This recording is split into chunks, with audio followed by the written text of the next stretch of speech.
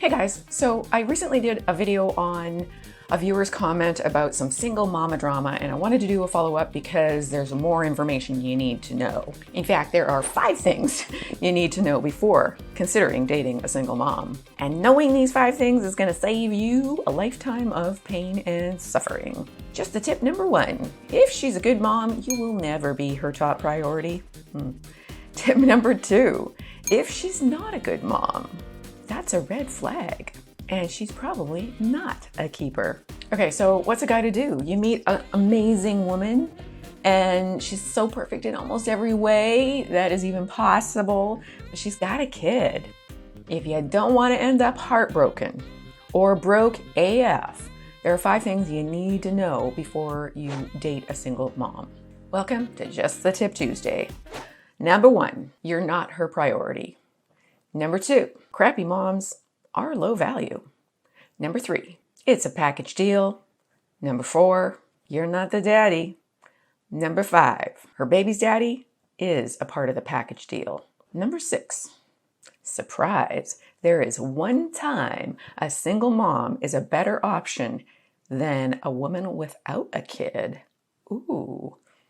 Number 7, timing is critical. Number 8, if she has these 2 qualities, she might be worth considering. Number 9, if she does this with you, it could be a green flag. But number 10, if she does this with her baby daddy, that's a red flag. Okay, let's go through these in more detail. Number 1, you're not her priority. She's got a kid, the kid's the priority. Kids require a lot of attention just to keep the little beasts alive and unharmed. Real life example. It's Friday night and you want to have a romantic evening with your woman, but no sex for you because it's little Johnny's bake sale tomorrow and she needs to be bright-eyed and bushy-tailed for little Johnny.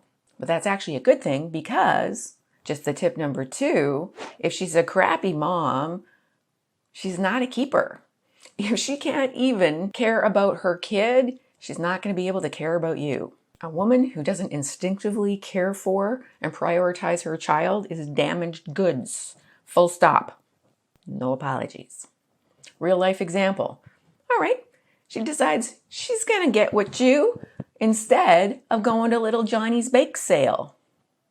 Little Johnny is disappointed. He misses band camp, develops a crappy attitude towards you and mom, resents you, grows up to be a hooligan, steals your car, eventually ends up in the slammer. You think I jest? I no jest. Hey, by the way, have you ever experienced life with a crappy single mom? If you have, share your story in the comments so you can help other guys avoid the pain you've experienced. Just the tip number 3, it's a package deal. Even if she's an amazing woman, no matter what, if she's coming out of a split or if she's a single mom, she's got baggage. We've all got baggage, but she's got extra baggage. She's got little Johnny.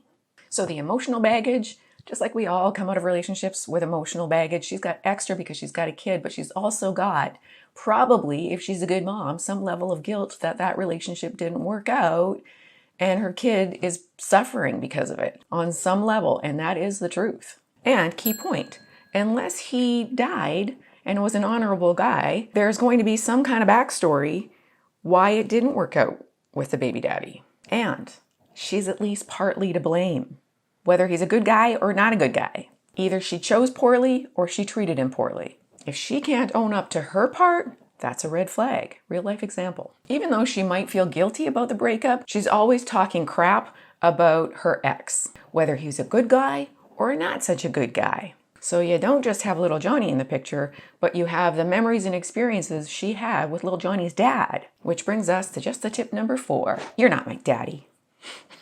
Have you ever heard that? I know if you've ever dated a single mom, you've heard that.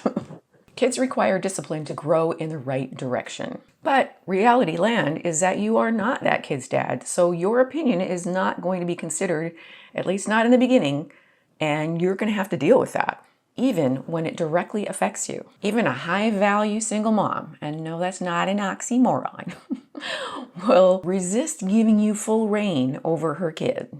You may eventually have an influence, but she has the final say. And of course, even if she does have a well-adjusted kid, at some point, that kid's going to become a teenager and they're going to be unruly because that's nature. But there's also a fact that 90% of prison inmates come from single mom homes. Real life example, little Johnny leaves his dirty dishes all over the house, but when you tell him to clean up after himself, he says, "You're not my daddy."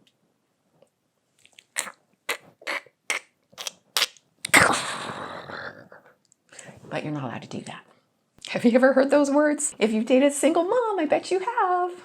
Just a tip number 5, baby daddy is also part of the package deal. Unless baby daddy died, he's still in the picture, even if he isn't. Either he's involved and you got to deal with that, or he's not involved and you got to deal with the negative memories of that and the consequences on both little Johnny and Johnny's mom's psyche. And in the worst case scenario, she's actually still involved with him, either because of unresolved emotional or attraction, or possibly financial necessity. Real life example. Maybe you and the kid get along great and you've planned a family camping trip this weekend. But out of the blue, little Susie's unpredictable and unreliable dad shows up to spend some time with her. Well, she still loves her dad and mom feels guilty, so your camping plans are shot because she's letting Susie go off with dad. Not only that, but you can't even go camping now because you don't know when he's going to drop her off unexpectedly. That sucks. Okay, but before I totally scare you off, single moms, if I haven't already, there are some potential things you can look for that might make her a yes. No, I'm serious. Stick with me here. You might be surprised. Tip number 6, the one time she's better for you than a single woman without a kid. Her heart has healed. If she's healed from the past breakup, and she's not an emotionally damaged woman because of it, or maybe she's even grown in many positive ways because of it, then that's better than being with a woman without a kid who is emotionally damaged and hasn't dealt with her crap. We all have crap. And if she has a healed heart, she will be less apt to be triggered when you do some of the same stuff that hurt her in the past, which is inevitable. We all mess up. We have triggers. We don't know what they are for somebody else. They don't know what our triggers are. So if she's healed, she's going to be able to handle those situations with more grace, dignity, respect, and love. Real life example. She's no longer triggered by her ex's erratic and unpredictable behavior. So when he does show up to take little Susie without any notice, she's like, "No, we're not changing our family plans. Next time you're going to have to let us know in advance so we can schedule it." Because she knows that consistency is more important to little Susie than random crumbs. Because what happens if you always do what you've always done, you'll always get what you always got. If he's always getting away with it, he'll continue to get away with it. Stop getting away with it. Eventually, you won't try to get away with it. Now, if you're the single dad, I've got some pointers for you coming up. But yes, sometimes it's not always possible, depending on your work schedule or what have you, to be able to plan in advance. But you have to try.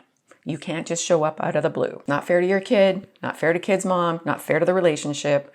Your priority should be what's in the best interest of that child. Which brings us to tip number 7. Timing is important.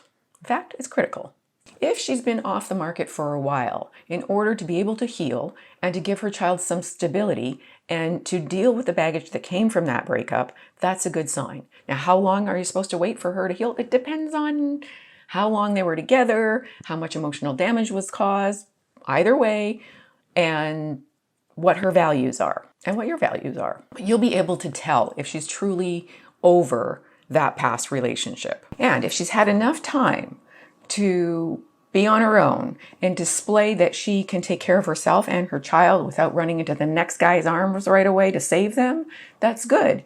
Also, it also proves that she's no longer pining for her ex, or there's a much lower chance that she's going to get back together with him. Tip number 8. If she has these 2 qualities, she might be a keeper. She's hardworking, but soft-hearted. So she works hard so she doesn't have to rely on baby daddy, but at the same time, she hasn't let that hard work harden her or make her bitter towards him or other men. Real life example. Even though she's super independent and able to take care of herself, when you offer to carry her groceries in or do some other chivalrous thing, instead of saying, I can do it on my own, she graciously accepts your help and thanks you. A single mom who's financially able to take care of herself and her child within the relationship without becoming overly independent or boss babe ball bustin' bitchy will be a woman who can contribute in the relationship.